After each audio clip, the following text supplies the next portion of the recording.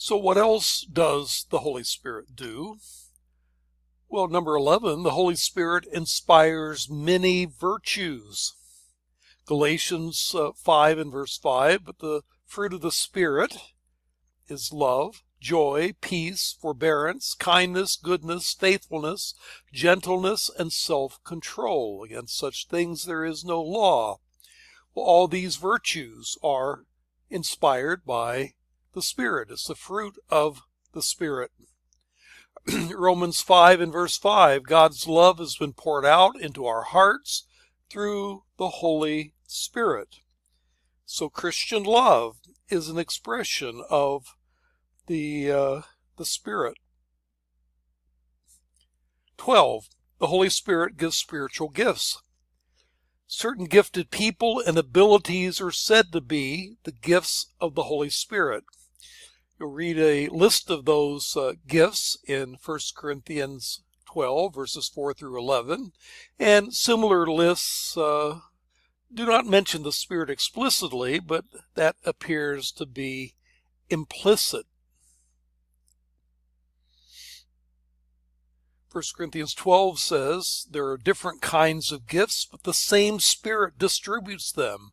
There are different kinds of service, but the same Lord. There are different kinds of workings, but in all of them and in everyone it is the same God at work. Now to each one the manifestation of the Spirit is given for the common good.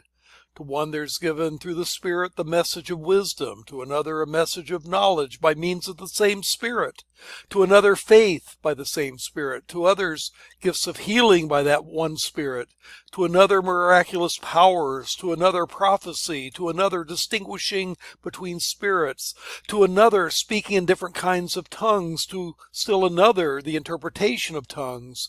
All these are the work of one and the same Spirit, and he distributes them, each one as he determines.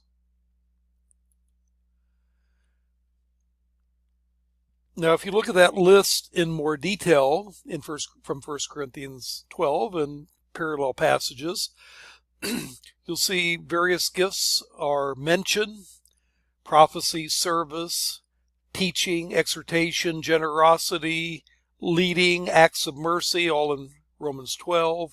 Passage we just read talk about wisdom, knowledge, faith, healing, working of miracles, prophecy, distinguishing spirits, tongues, interpretation of tongues, and then other gifts are mentioned in Ephesians and in 1 Peter.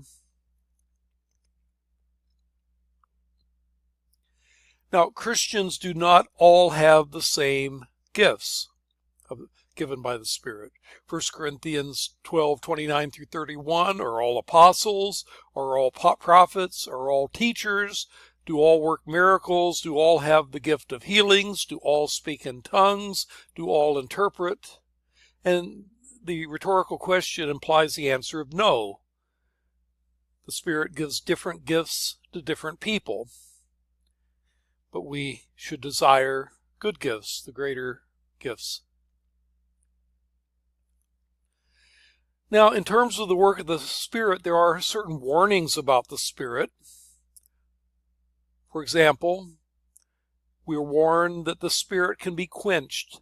Do not quench the Spirit. Do not treat prophecies with contempt, but test them all. Hold on to what is good. Reject every kind of evil. And so, by discouraging the outworking of the Spirit in some people, in the case of those that are inspired to speak for God, that would be quenching the Spirit. Ephesians 4 and verse 30 tells us that the Holy Spirit can be grieved. Do not let any unwholesome talk come out of your mouths, but only what is helpful for building others up according to their needs, that it may benefit those who listen. And do not grieve the Holy Spirit of God, with whom you were sealed for the day of redemption. And get rid of all bitterness, rage, and anger, brawling, and slander, along with every form of malice. And so when Christians are bitter and express rage and anger and slander and all these vices, well, that grieves the Holy Spirit. Acts 7:41 tells us that the Holy Spirit can be resisted. You stiff-necked people, your hearts and ears are still uncircumcised. You're just like your ancestors. You always resist the Holy Spirit. 4, the Holy Spirit can be more full or less full in a believer. Ephesians 5:18, do not get drunk with wine, which leads to debauchery. Instead, be filled with the Spirit. Well, I thought we already had the Holy Spirit. And yet Paul tells us to be filled with the Spirit. Well, both things can be true. You can, if you're a believer, you will have the Holy Spirit, and yet you can have more of Him. So be filled with Him, he commands. Acts 11, verse 24, speaking of Barnabas, he was a good man, full of the Holy Spirit and of faith. Galatians 3, verses 2 and 3, did you receive the Spirit by the works of the law, or by believing in what you heard? Are you so foolish, after beginning by means of the Spirit, that you're now trying to finish by means of the flesh? And so they received the Spirit, but then they were rather fleshly in their thinking and behavior. And so even though they have the Spirit, they're not acting that way at a certain point. Now, how is it that one is filled with the Holy Spirit? And one can look at certain verses that might suggest a way of going about doing that. And this goes from, you might say, the holiness tradition in the Christian church, where they would explain how to be filled with the Spirit. So how are you filled with the Spirit? Well, number 1, yield your life fully to God. And there are certainly verses that tell us that we should yield our life fully to God.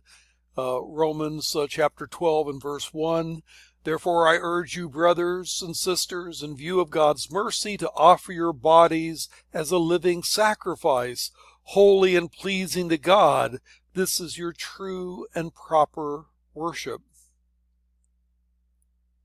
And then there's Galatians 2:20 that says, Paul speaking of himself, I have been crucified with Christ, and I no longer live, but Christ in me.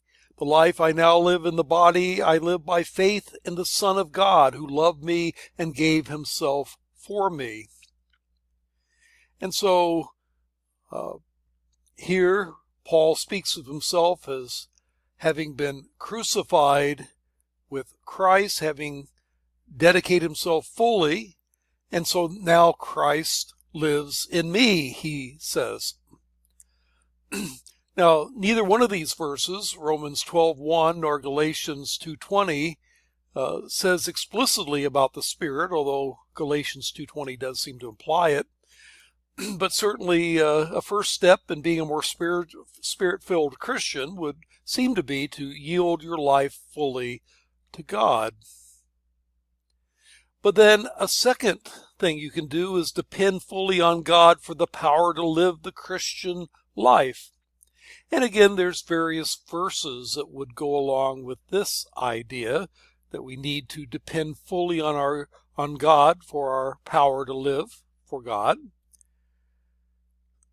Some verses that talk about depending fully on God for the power to live the Christian life include Romans 8:13, for if you live according to the flesh, you will die, but by the Spirit you put to death the misdeeds of the body, you will live. Well, it's by the Spirit that we put to death the misdeeds of the body.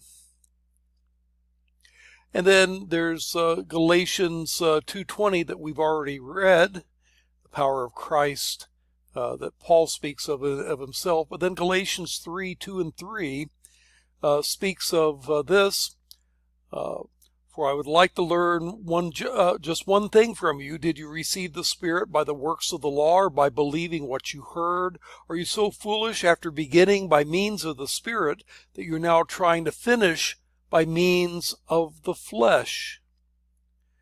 We need to depend fully on God for the power to live the Christian life rather than living it in the flesh, that is, in our own human nature. A third advice for being more full of the Holy Spirit is to obey God's commands. 1 John chapter 2 and verse 6 says, "Whoever claims to live in him must live as Jesus lived." And so to live in Christ and to have Christ live in you, you need to obey God's commands. So one should yield your life to God. One should depend fully on God for the power to live the Christian life. You should obey the Lord's commands.